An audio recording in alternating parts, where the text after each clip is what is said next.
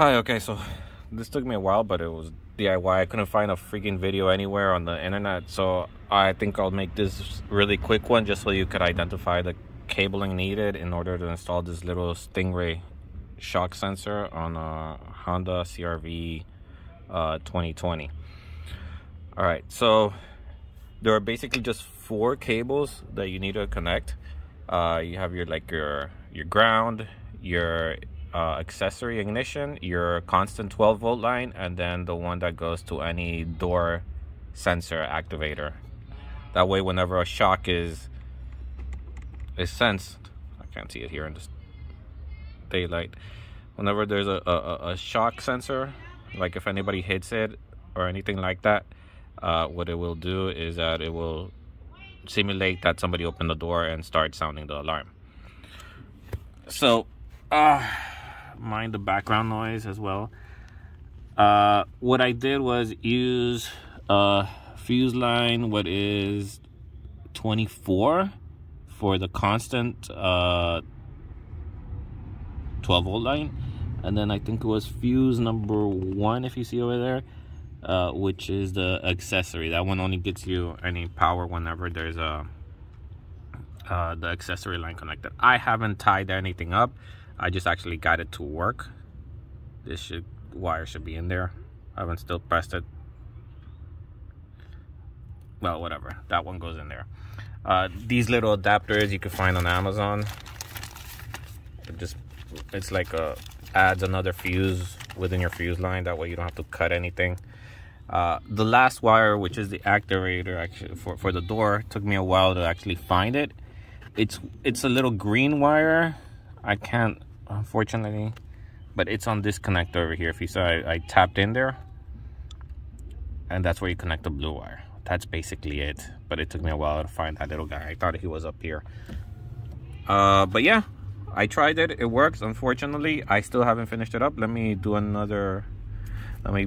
put pause on this. I'll tidy everything up and show you guys.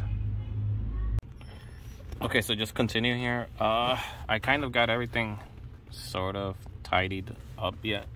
I'm still thinking of where to put the sensor, over there or up in there.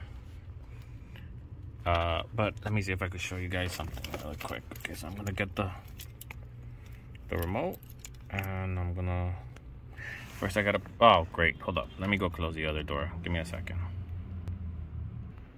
Okay, so the other door is closed now, and I'm gonna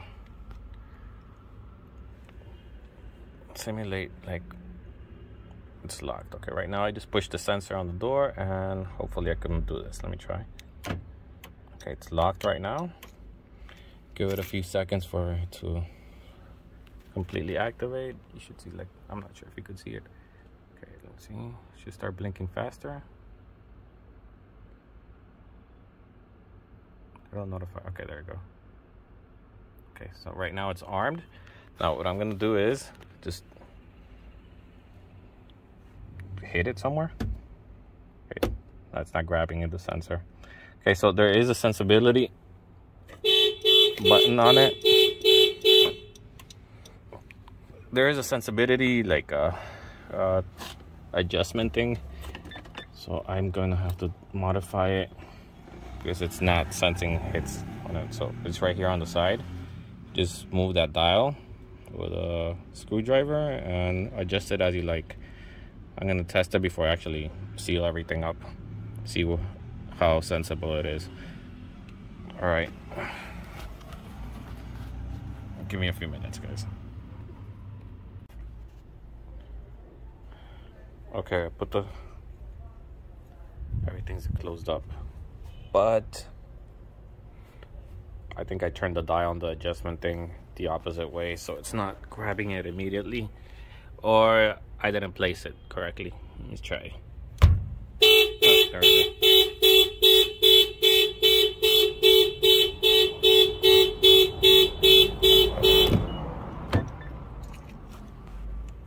That's because I have the key with me.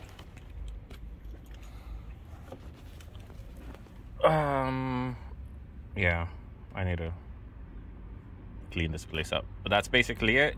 If you have any questions, let me know. I'll try and give my best answer on it. Alright, hope this helps somebody.